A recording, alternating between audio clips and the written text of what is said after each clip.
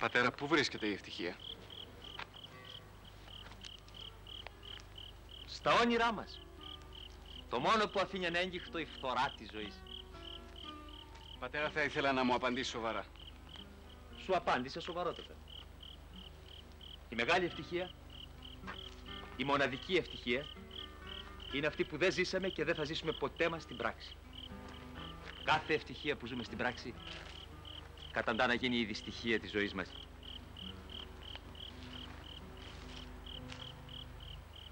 Πατέρα, δεν σε πιστεύω. Κάτι ξέρω κι εγώ με την πείρα των 26 μου χρόνων.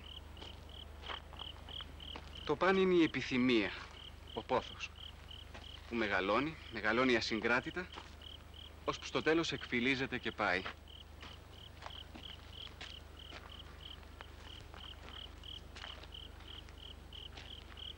Όμως γιατί να το λέμε αυτό δυστυχία? Αυτή είναι η διαδικασία, η λειτουργία της ίδιας της ζωής. Για παράδειγμα, η φύση τώρα την άνοιξη που οργιάζει. Ένα πελώριο συνεργείο επιμιξίας και αναπαραγωγής που λειτουργεί με ακρίβεια σχεδόν μηχανική, θα έλεγα. Αυτό είναι αρκετό και είναι καλά όπως είναι. Τότε, γιατί ρωτάς πού βρίσκεται η ευτυχία? Μείνε σε αυτά που ξέρεις και ας μην μιλάμε παραπέρα.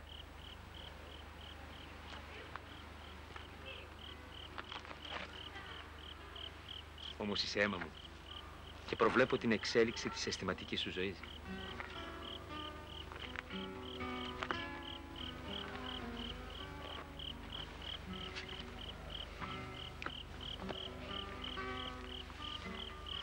Πρόσεξε αυτό που θα σου πω.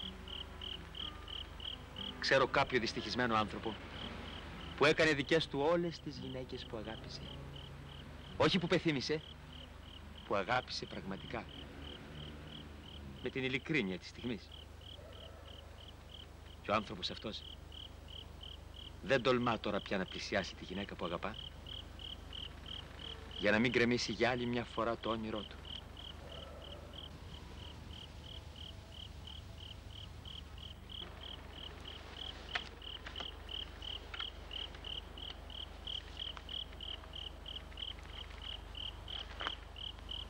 Βλέπεις στην αρχή, η σκέψη της αγαπημένης γυναίκας είναι η τελευταία προτού μας πάρει ο ύπνος. Την παίρνουμε μαζί μας στα όνειρά μας. Μας συντροφεύει τις ώρες της αγρύπνιας. Το πρωί, μόλις ανοίξουμε τα μάτια, μας χαμογελάει, δείχνοντάς μας το νόημα της ζωής. Μια ζωή ευτυχισμένης, ασύλληπτης, γεμάτης φως.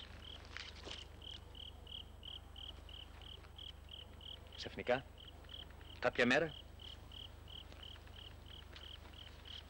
ο άνεμος της πραγματικότητας σαρώνει το όνειρο.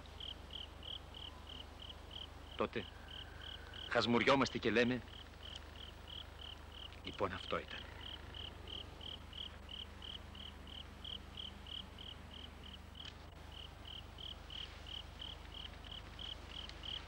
Γιατί να βασανίζεται κανείς με τη σκέψη αυτής της ημέρας? Μπορεί να μην έρθει ποτέ.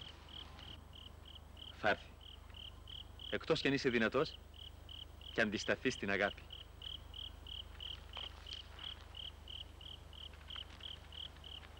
Ξέρεις τι κάνουν οι φρόνιμοι άνθρωποι? Γλεντάνε με τις γυναίκες. Σήμερα με αυτή, αύριο με την άλλη. Κάπου κάπου ρεμβάζουν λίγο μελαγχολικά, πλάθοντας μια φανταστική γυναίκα. Αυτή που δεν τολμήσανε να αγγίξουνε και που θα μείνει το αιώνιο ιδανικό και η αιώνια νοσταλγία.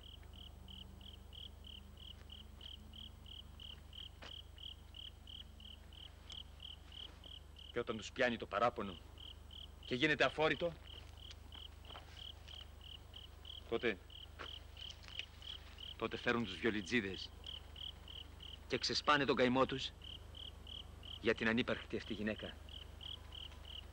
Τη μόνη γυναίκα που αγάπησαν και που δεν έγινε ποτέ δική τους.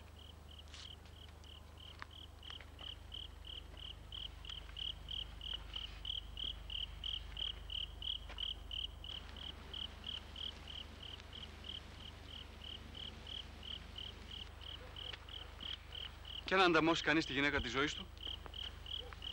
Πέρασε από μπροστά της δίχως να σταθείς. Παράτησε το όνειρό σου πριν καταντήσει η εφιάλτης. Πατέρα, υπάρχει ευτυχία στο γάμο? Στο γάμο δύο ψυχών. Νομίζω πως τέτοιο πράγμα δεν έχει υπάρξει ακόμα. Πατέρα, μπορώ ίσως να φανταστώ πως εκείνη που αγαπώ δεν θα γίνει ποτέ δική μου. Όμως μου είναι αβάσταχτο ακόμη και να σκεφτώ ότι μπορεί να ανήκει σε κάποιον άλλον. Έρος ανήκατε μάθαν, όρος ως ελκτήμα συμπίπτης, ως εν μαλακές παριές νεάνιδος ενικεύεις.